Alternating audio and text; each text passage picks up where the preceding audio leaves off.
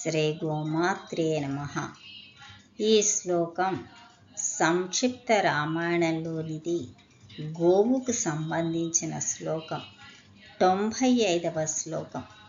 గవాం కోట్యాయుతం ధాత్వా బ్రహ్మలోకం ప్రయాస్యతి అసంఖ్యేయం ధనం ధాత్వా బ్రాహ్మణేభ్యో మహాశయః.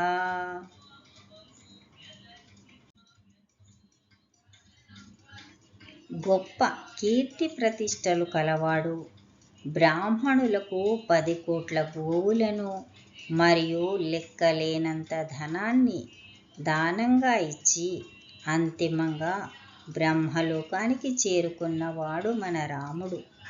ఈ శ్లోకం నారదుడు వాల్మీకి సంక్షిప్త రామాయణంలో చెప్పినది.